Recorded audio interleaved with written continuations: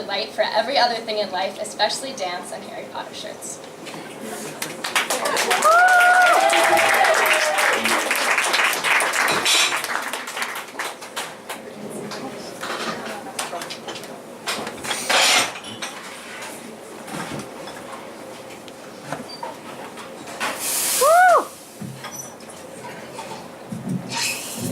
Hi everyone, thanks for coming. I do have a lot of Harry Potter shirts. I wear them especially during finals week. I have like 3 or 4 of them, and it gets to the extent where my students ask me, how many do you have? So definitely it's a big thing in my life. So I'm going to be reading you pieces of my thesis. It's called Grieve the Girl. It handles a lot of topics of self-harm, so I just wanted to throw that out there. If any of you want to need to leave at any point, I will not be offended. So the first section, just to dive into it, I'm going to read you a section that I like to call 9th grade health on abstinence. A lot of this takes place from when I was in high school. And to be fair to my school, they did bring in a variety of people, not just the abstinence people. They brought in people talking about multiple different experiences, but the only sex ed we actually got was the abstinence, so I will say that. Okay, so for health, the school brought in the abstinence people. The man had a soft, round face and greeted us with a high, friendly voice. Trailing in behind him, there was a woman who had her jaw set in a hard line and did not smile. She got to the front of the room, uncapped a red marker, and wrote abstinence on the whiteboard. The first day, the man paced in front of the table, pointed at us, and said, "Using a condom is like your boyfriend giving you headphones and telling you to go into the middle of a busy street and dance with your eyes closed. He says he'll pull you out of the way if a car comes, but eventually you're going to get hurt." I dug my foot into my ankle, the dull ache turning to burning that spread and crept up my leg. I breathed out and rested my elbows on the desk, thinking the words, "your boyfriend," in my head over and over again. Out of body, only half in the movements, half spinning, half remembering, half. On the board, with the red marker, the woman drew a bonfire. Flames, curved and pointed, jumped up in sparks from red logs. "Remember," she said, "you have to keep the fire in the fireplace. If the fire's out of the fireplace, it's scary, but if it's in the fireplace, it's safe." She added a square fireplace with sharp right angles. "Remember, the fireplace is marriage." Stabbing the marker at the whiteboard, she made one red spot where the bricks should have been. Out of the corner of my eye, I saw Jamie bend her head towards her desk, green hair falling forward, a hand jumped to her mouth. Turning my head only slightly, I allowed myself a small, toothless smile before looking back at the abstinence people. After class, Jamie said, when they said that, all I could think of was a flaming penis. Jamie brought her hands to a triangular point in front of her chest. One day, the abstinence people brought in clear cups of water and put them in a straight line on the table. 4 people were asked to come up: Cami, Anusha, Allie, and the intern, Vince. Each walked up, took a cup, and stood at the front. Water jumped to the edges, sloshed back and forth, clear but dull behind the plastic. Pointing at the 3 girls, the man said, "You 3 swish the water in your mouth and spit it back into your cups." They poured the water into their mouths and it ballooned in their cheeks, then they spat the water back out. "Now hold your cups to the light so everyone can see," the man said. Arms raised, fluorescent light cast a yellow glow over the plastic. Cloves of saliva and backspit floated down to the bottom. "This," the woman said, "is what you will bring to your marriage if you do not remain abstinent." Then the woman took Vince's cup and held it up to the light. She praised the cleanliness of the water. "This is what you want to bring to a marriage." I thought of the lesbian woman who spoke to us a few weeks before and how I wasn't allowed to get married. After everyone sat back down, the woman drew a cup of water on the board, putting little arcing waves at the top. "What kinds of things might be in the water if you had sex before marriage?" Amy's hand crept up and the woman called on her. STDs, she said. Nodding, the woman turned to the board and then drew a shark with STD written on the side of its body. Someone suggested the pregnancy piranha, so she drew a fish with its mouth open and teeth like knives. And then, I lost my place. Cammie's hand shot up, and when the woman called on her, she said, "We should have the emo eel, because if you have sex before marriage, you will become depressed." The woman drew a squiggle with a round head and one big black eye. Real interesting sex ed over here, for sure. The second day after cutting, the wound scabbed over and itched. Squirming in my chair and reaching down to my ankle, I first pulled up my socks, and only then would I pull up the leg of my jeans to rub the cuts. I never scratched. Rough, the skin caught on the loose strings of my socks, and the fabric pulled and tugged the cuts back open. Screaming whirlwinds, a tall man with red stripes all over his body drips paint and leaves a trail of slashes to show where he's been. My friend Diana was a wild child. Because she was white, her parents refused to let her grow dreadlocks, so she refused to brush her hair for 2 years. Blonde curls matted to her head. At the end of the curriculum, the abstinence people gave us purple and green now and laters and asked us to write down questions. Diana wrote, "How do you use a condom?" And on the back of the index card, "My boyfriend really wants to have sex, I really need to know." The woman looked at the card, eyes wide. "This isn't a question," she said, and put the card back in the stack. On the last day, Jamie, Emily J, and I sat in class, huddled together, our heads bent toward each other. "Nothing has changed for me," Emily J said. "At my church, our pastor taught us how to put condoms on bananas years ago." We all nodded, agreeing that the only real thing we learned was the definition of abstinence. When I sat down with my guidance counselor, Mr. H, and told him what I thought we should learn real sex ed, he told me that was not possible because abstinence was what the parents wanted. Okay. Blue. When I was 4, convinced I could fly, I jumped off the couch over and over again, knowing that if my arms hit the air just right, I could glide into the kitchen and around the table. That year, over Thanksgiving, I knew this time, standing on the arm of the couch, if I flopped my arms, I would reach the ceiling. As I was about to fly, Aunt Huck walked out of the living room to check on her blueberry pie browning in the Dutch ovens. She didn't say anything, but my focus crumbled. I jumped and fell. Okay, so the next bit that I'm going to read is about my high school guidance counselor who sort of popped up in the last section, Mr. H. So he was the first person, just to give some context, he was the first person who found out about my self-harm. He was the first person who knew that I was cutting. And this is what happened with that. As Mr. H closed the door, I sat rigid, rubbing the white counseling note with my thumbs. To show him my pale and unscarred skin, I turned the undersides of my arms up. It had been days since my friend reported me, days since I told her that I didn't want her to worry. Mr. H walked to his chair, sat down, and put his elbow on the table between us. We smiled at each other.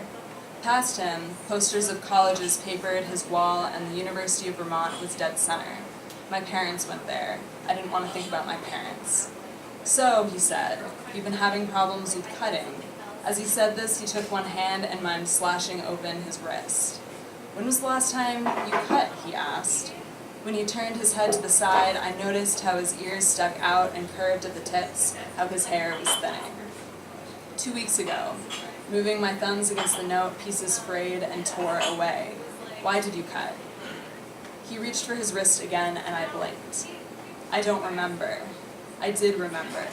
In my room, I had a puzzle spread out on a fold-up card table by the window. When I worked on the puzzle, I played music and played a game. If I didn't get a puzzle piece in by the end of 1 minute, then I gave myself permission to cut. It was a 1,000-piece black and white MC Escher puzzle, with a man clutching a glass globe. Separating the different shades of gray had taken me hours. In the finished picture, stretched and twisted, the reflection of the man's fingers reached around the globe, gray veins bulged out of his wrist. Understand, cutting was never a reward, never something I wanted, only a punishment, proof that I was a disappointment. As a part of a dance in my 3rd year of college, I locked myself in a closet and pounded on the door. Light pierced through cracks in the wood. Bending down, I placed my hands over chips and splinters and pressed my eye against the keyhole. Cross-legged on the floor, my witnesses turned their heads to the side. I slapped the wood with my hand and threw myself against the door so the hinges trembled. Stacked behind me, blankets pressed against my legs and back.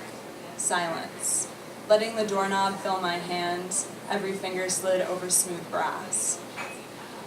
After I answered his one question, Mr. H began to talk. You're looking for a quick fix. You know it's really hard to kick this on your own. His eyebrows jumped up into the wrinkles on his forehead. I know, I said, but I want to keep trying. You don't want to have this problem when you're 30 and have kids. Making imaginary cuts, the blade of his hand moved up and down his arm. I only nodded. In my hands, the counseling note was reduced to sweat-soaked shreds. You're going to have to learn how to handle this problem. He threw his hands up in the air. It's not real, it's not real. I nodded because there was nothing to say. In my dance, the door cracked, a shard of light rolled in, and I sliced my hand through it. Stillness resonated. Where do you cut? Mr. H asked. My ankle. I've also cut my upper arm. Can I see? He leaned forward. Your arm, I mean. Hesitating, I held my breath and then turned to my left arm, pushed the sleeve up, stretched the skin, and showed him. He squinted, looked, and leaned back. Those look faded. Pushing my sleeve down, I tucked the scars back against the safety of my ribs. On my ankle, the scabs itched and peeled, but I did not move to scratch them. I won't tell your parents this time, but if this happens again, I will. A holding in my chest released. Also, I want you to know that normal protocol for this situation is to take you to the hospital for a psych evaluation. I said, I understand. He held out the trash can for me to throw away the remains of the counseling note, and I brushed them off my hand.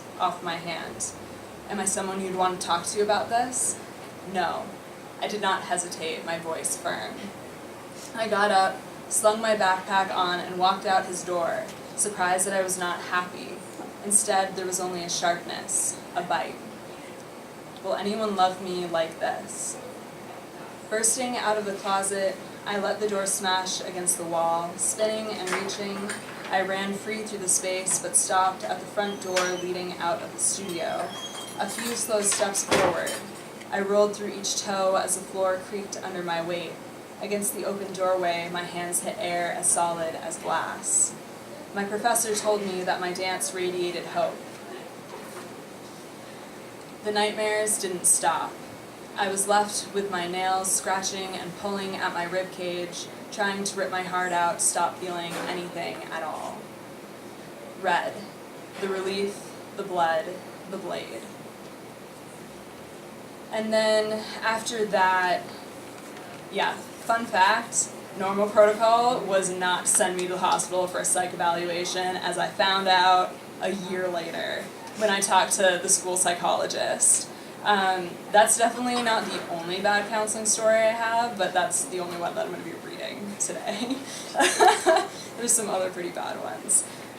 So then what happened after that year is I went through that the rest of that year. I actually never ended up changing counselors. There were like 25 counselors in my school, but I never changed because I was afraid to get one worse than him. Because one of my friends who was dealing with self-injury was getting body checked by the nurse because of one of her counselors. So I was like, nope, not dealing with that.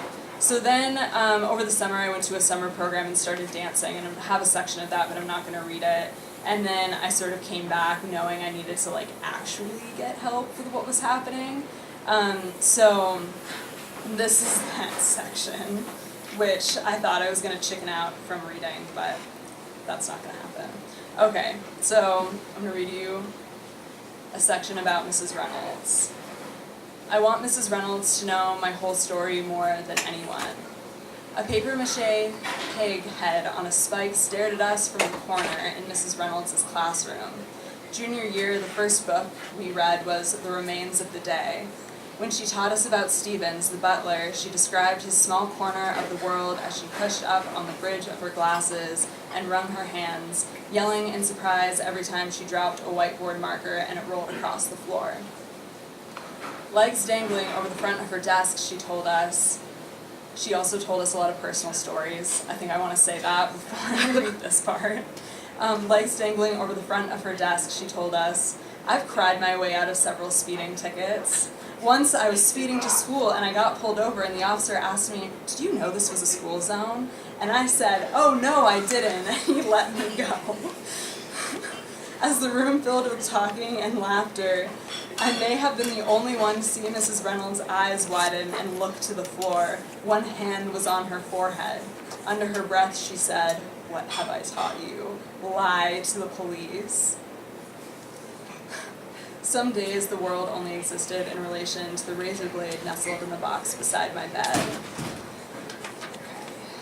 Green.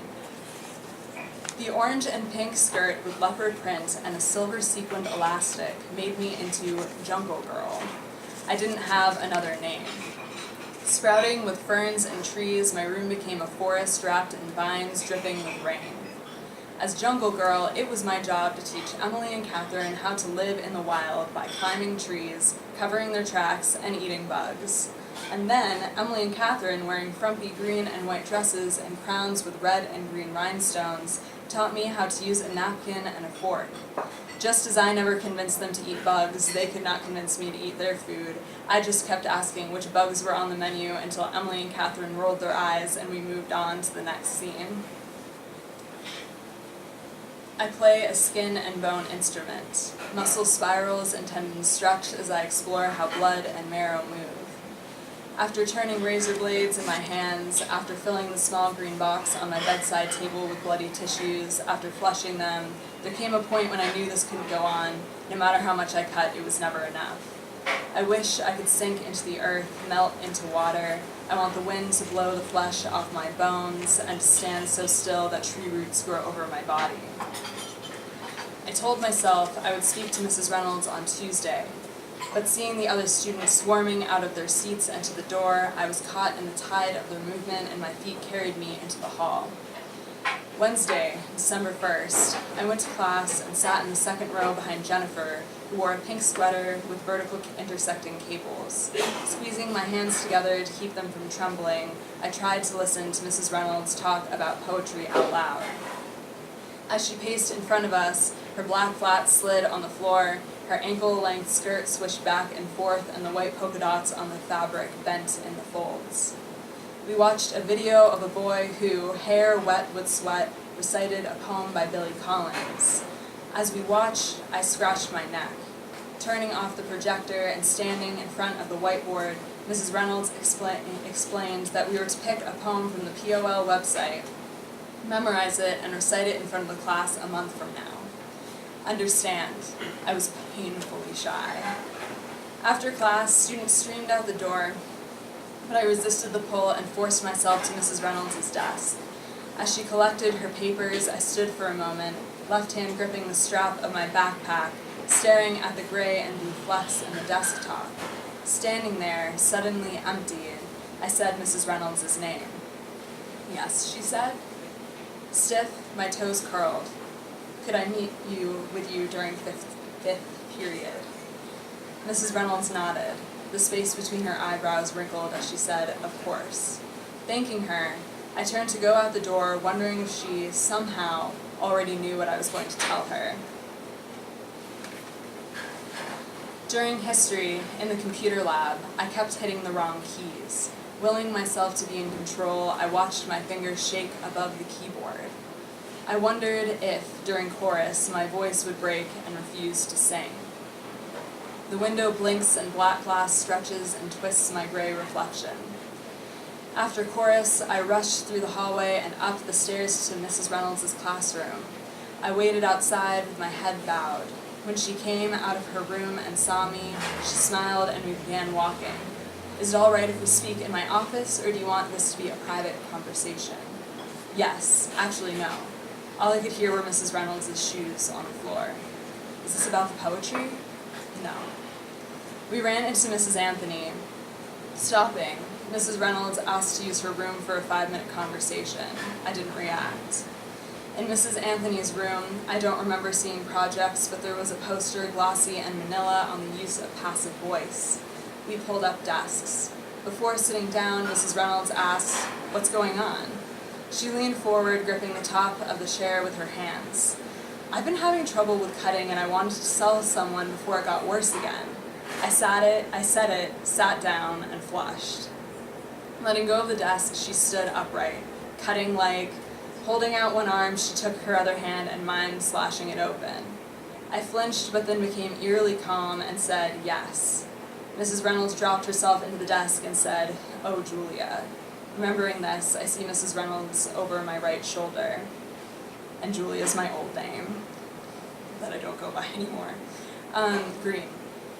In my grandmother's office, with a windowsill crowded with spider plants, my sister, cousin, and I found my grandmother's glass spheres. Cool and round in my hands, the sphere glittered with air bubbles the size of pinpricks. Peering into it, I saw nothing but the enlarged form of the carved elephant on her bookcase and the green and white stripes of her plants. When I turned the crystal ball in my hands, it slipped. Dropping in slow motion, it hit the wood and shattered. Wringing her hands, Mrs. Reynolds' dark hair fell over her face, and I noticed the gray of her glasses and how they did not have frames. "You know I can't keep this quiet." Her voice, high and thin, broke on the word quiet. Staring at her pale face and worried mouth, I told her, "Yes, I know." "How long was it?" Turning my wrist in my hand, I did not dig my nails into my skin. White institutional cement made up the opposite wall, pockmarked and dented. "What?" I said. 2 months, 6 months, a year? Pausing between each number, her voice jumped at each question mark. I expected this question, and days before this conversation I agonized over whether it would be better to say it started 3 years ago or in 8th grade, which would sound better, which would freak her out less. Well, it started in 8th grade. Oh my goodness. The end of 8th. Letting her hands fall, she looked up at the ceiling. I thought this was about the poetry. She looked back at me. "Sometimes I let shyer students do the reading one-on-one with me. Is that something you would like to do?" "No, I can do it in front of the class." A trembling heartbeat in humid silence pounded as light splintered the edges of cool brass. Unzipping skin with my razor blade, blood beads, and the body, without being told, zips up the wound. Staring at the door and the shadows in the window, I wondered what it would be like to walk out now and go through the double doors of the school. I would walk through the creek with my shoes off and let my toes freeze. I'd follow the creek through concrete tunnels coated in dirt and red graffiti until the houses thinned and the cars no longer roared above me. "Does your counselor know about this?" Mrs. Reynolds asked. "Yes, but he decided not to tell my parents." Her eyebrows came together, but otherwise she did not react to what I said. Instead, she asked me another question. "Is there a certain reason that compels you to do this sort of thing?" I turned her phrasing in my head. A reason compels a thing. Shallow, my breath caught and pins and needles pricked my chest. "I don't know," I said. Eyes down on the tile, Mrs. Reynolds said, "That sounds really bad." I wanted to tell her everything, but my memory scrambled and I didn't know how to say that the need to cut comes and then I have to dig and search for the why. I have pieces, but the picture never becomes complete. Arm's length of unraveled toilet paper wadded in my hand, picking apart a razor with tweezers. Working under the blades, I twist and pull the plastic to shreds. The top comes off in pieces. Pinching the blades between my fingers, metal bends. Inspecting for dents and rust, it's heavy. My ankle itches. Folding into bulging veins, music grazed my wrists. "Is there anything I can do to..." A pause. "I want to help." I put my hand on my neck. I didn't know how to respond, so we sat for a moment in silence before I said, "I'm sorry." "Wait, why are you sorry? You look worried." Her eyes widened. "I am worried." I rubbed my hands against the top of my jeans. At the end of the conversation, Mrs. Reynolds apologized that we couldn't talk more than 5 minutes. As we got up and pulled the desks back into place, metal scraping the floor, she told me, "Be careful. No, wait, I shouldn't say that. Be safe," and held the door open for me. I am. My heart hurt. Rubbing rigid white thumbs, I am wooden and frayed. How do you explain me? The book, A Bright Red Scream, begins by describing a group of people who self-harm. A man who wakes up with the furniture destroyed in his blood-stained bedroom, his face covered in blood, torso and arms covered in cuts. The previous night, yelling and screaming, he couldn't hold himself down. A woman who has been hurting herself for over 30 years with no desire to stop needed a skin graft because she cut down to the muscle. She draws pictures with her blood, the Star of David, a swastika. Another man who cut so deep he hit an artery described his experiences as one of unholy glee. The book is heralded as a way to understand self-harm and the people who engage in it, but these stories make my stomach roll, make me rub my arms, make me shiver. And now we're going back to 8th grade, when all of this started, and just like bits and pieces of that, and then, yes, yep. And then there's like 2 small sections, which I will say, one that has to do with my current dance community. Okay. My body wasn't mine, it belonged to other people's eyes. Maya told me when she was 11, she and her sister held each other beneath the chest as they ate so that all of the food would go to their boobs. Looking down at my small chest, I wondered if it had worked. Maya had a high, shy voice. After school, as we cut through the Kmart parking lot to get to Jamie's house, she hung back from the group, shoulders forward, curly blonde hair falling around her cheeks. Commanding attention, she sang duets with Jamie for musicals I did not yet know, Rent, Avenue Q, and Wicked. I used to look at myself in the mirror, twirl my hair into curls with a finger, stare down my acne, pinch my stomach, and wonder how I could be my own version of Maya. Staring off at the orange hallway wall, I listened to my friends talk about their crushes. I could tell no one about Coral, the girl on my soccer team, and how I was writing poems about her green eyes. As they talked, I watched Jesse walk down the hallway, hunched forward, glasses slipping down the bridge of his nose, ears sticking out of his bowl cut. I decided that I liked Jesse. He was my friend, and I guessed that meant I had a crush on him. After the school play, Jesse gave Maya a red carnation. Keeping it in a vase, she let the petals wither and dull to maroon.